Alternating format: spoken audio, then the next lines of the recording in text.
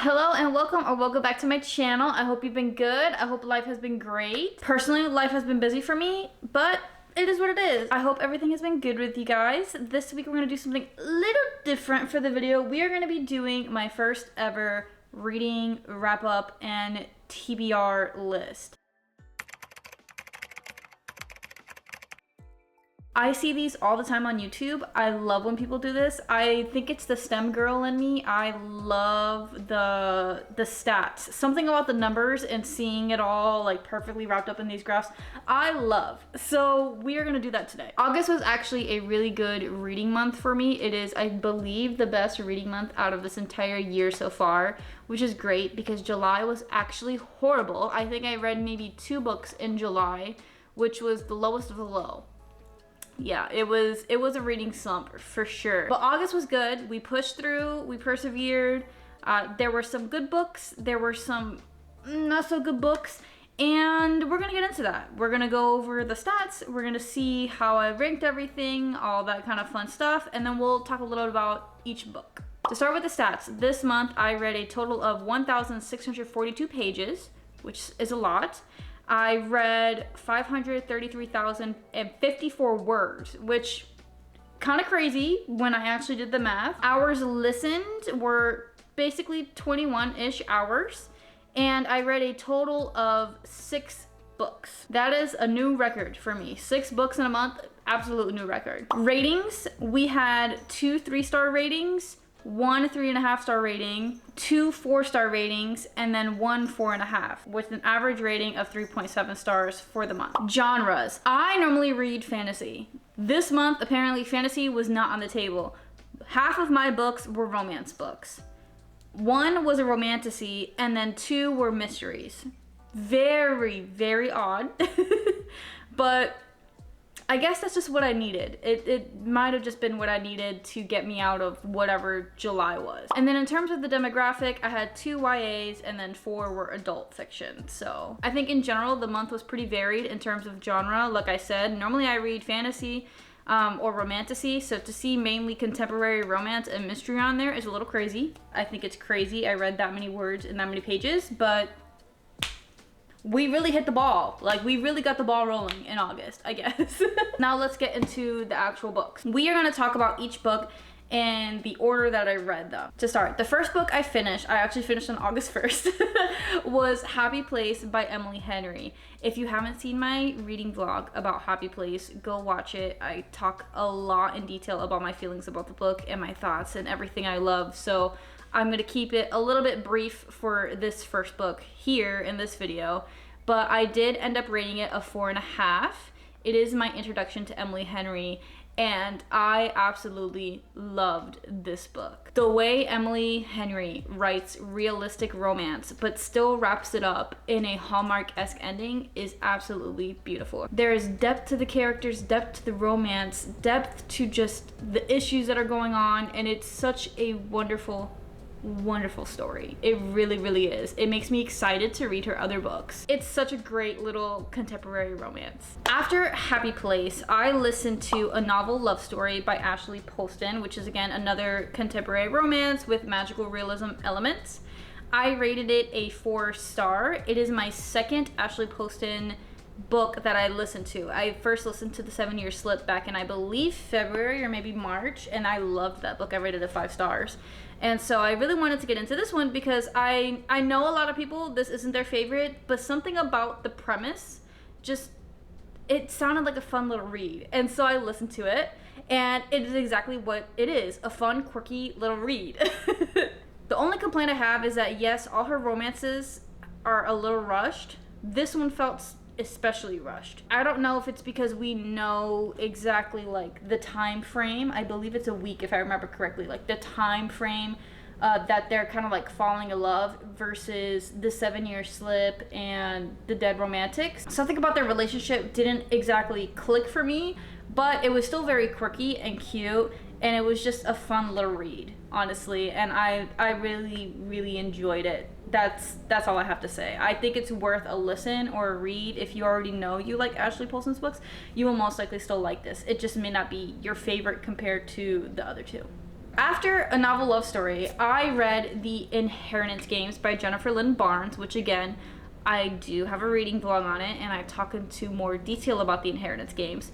But I did rate The Inheritance Games a 3-star. It is a mystery YA novel with a very stereotypical love triangle. This was a fun read. I really enjoyed the puzzles. I really enjoyed the mystery, the suspense. I loved the characters. I think Avery is great. I think she's really cool. I love Jameson. If you watch the vlog, you know I love Jameson.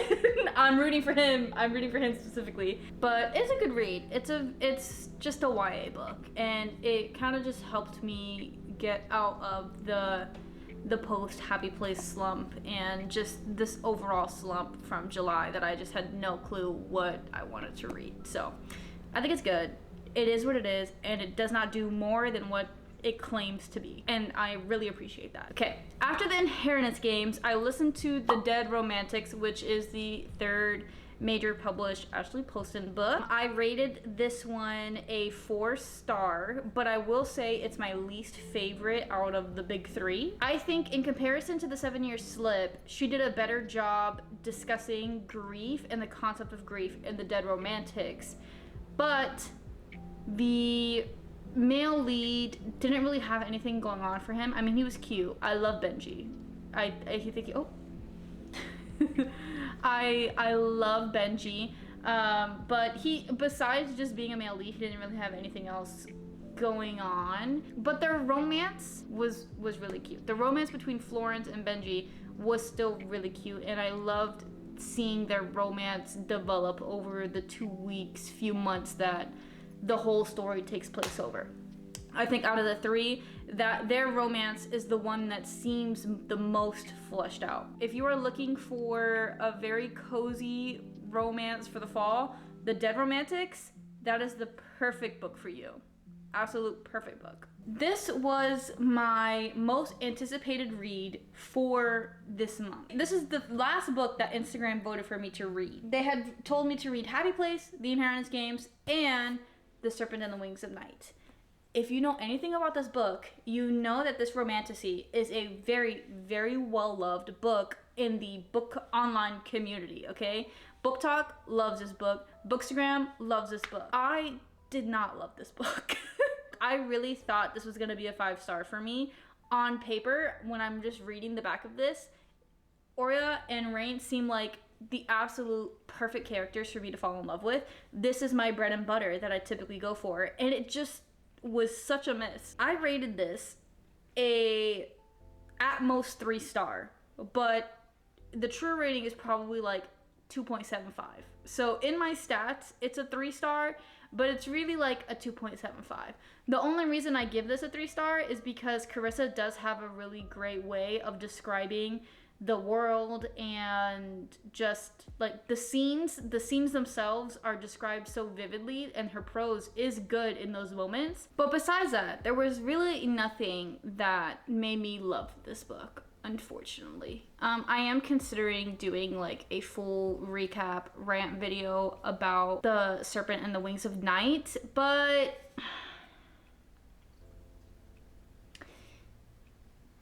we'll see. It just fell flat. It fell flat. The romance, there was no chemistry. The male lead really had no personality. And the one interesting character that I really liked ended up not sticking around, aka Vincent. So it's so sad because everyone loves this and I just didn't. I'm left with more questions than answers at the end of this in terms of the world building, the relationships, the characters themselves, and all the lore. Like it's just not fleshed out enough for me.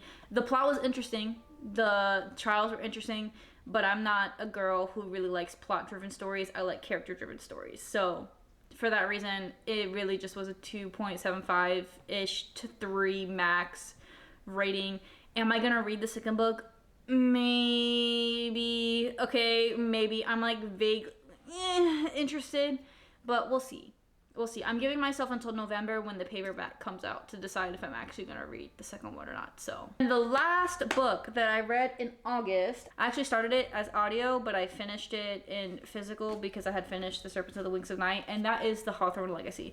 I didn't think I was gonna jump right into the sequel for the Inheritance games after finishing it, because the Inheritance games didn't leave me itching for it, but I don't know, I just felt drawn to it. I did rate this a 3.5, and it is the second YA mystery I read for the month. I found this one a lot more intriguing and interesting than the Inheritance games, which is very different from what Goodreads will tell you. Goodreads, a lot of people say the plot is boring, the pacing is weird. I enjoyed it. I loved all the little plot twists, but throughout, I had no clue actually what was going on or what was true or not. It was kind of giving like unreliable narrator, but not really. It was just Avery didn't know what the hell was going on, and I also didn't know what the hell was going on. And I ate it up. Again, it is what it claims to be. It is nothing different than what it's going to tell you on the back of the book. Okay, it is a YA mystery with a little subplot of romance. My bet was correct. My bet was correct. It was good. It was actually really, really good. I'm glad I was able to squeeze this in before the end of the month. And I'm actually kind of excited for the third one. I don't know what to expect on the third one, because I do feel like this wrapped up a lot of loose ends from the first book, so we'll see actually how it goes in the third. But this is good. I liked it. I think this series is pretty solid so far for what it is. So that's everything I read in August, which again, highest amount I've read so far this year in a month. We are going to get into what I am reading for September. If you remember, or if you've heard it in a previous vlog, these main 3 reads, Happy Place, Inheritance Games, The Serpents of the Wings of Night, were chosen by my Instagram followers. Back in July, I put up a poll where it was 3 different polls, and each poll had 2 books, and I asked, which one do you want me to read? Which one is the better one? Because I need to know. All of these are popular books, but I need to know which is the better one. And those were the ones that everyone said, these are it, girl. These are it. And for those of you who said The Serpents of Wings of Night, we have to have a talk, all right? But that's besides the point. For September, because I am nothing but a fair judge, we are going to be reading the losers of those polls, and we're going to see actually if Instagram was right, if my followers were right, or if they were just literally lying to me outright. The losers of the polls are as follows. Against Happy Place was yours truly by Abby Jimenez. I know one of my friends read this or listened to it and she loved it. She thought it was cutesy, so I do have high hopes for this. But this topping Happy Place, I don't know. She has to be really good because I absolutely ate up Happy Place. Next is Light Lark. I have low expectations for this just because I was really burned by The Serpents and the Wings of Night, and I've been burned by Powerless and Reckless, so I'm just putting them real low for Light Lark. I can't imagine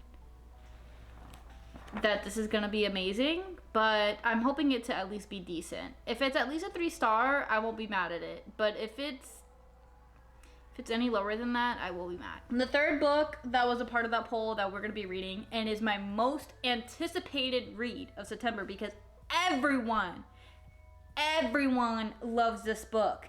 And if I find out y'all are lying to me about this book, I am losing all faith in everyone. And that is The Six of Crows by Leigh Bardugo. I love Ninth House. I loved Hellbent even more, so I feel like I'm going to eat this up. But if y'all are lying to me, if this does not meet my expectations, I fear I'm gonna go into a horrible reading slump. But this is the third one. I don't remember if this one was up against The Serpent and the Wings of Night or if this one was up against the Inheritance games. But whatever one it was, apparently it went out against those two, which I think is crazy. Hey, I think it's a little insane, but I'm really, really excited to read this and figure out all there is to know about this universe. Specifically, everyone talks about what Kaz Brekker. I don't know who he is, but I've seen the fan art from Frostbite Studios, and he looks like someone I like. Those are the 3 books I for sure want to get through this month. In terms of extra books I want to squeeze in, I only have one, and that is the Final Gambit. Obviously, I want to finish out the trilogy if I can. I don't know, like something about the Inheritance Games trilogy just has me like in. I can't tell you why, but I want to squeeze this in if I can. Yeah, that's the 4 books that we have. Be on the lookout for a video because I am going to do a video where once I finish these 3, we're going to be comparing them to the original 3, and we're going to see if y'all are lying to me, because After the Serpents and the Wings of Night, my trust is a little diminished, if I may be honest. But yeah, that's the video. I hope you enjoyed it. I hope I made logical sense and I just didn't sound like I was rambling for however long this video is gonna be. If you liked the video, leave a like, hit the subscribe button. If you haven't seen my reading vlogs for Happy Place or the Inheritance games, go watch them, all right? I yap a lot in those videos, so if you want more detail about those books, go over there, all right? They'll be somewhere in this, hopefully. But that's it. I hope you take care of yourself. I hope to see you again, and I will talk to you guys later. Bye.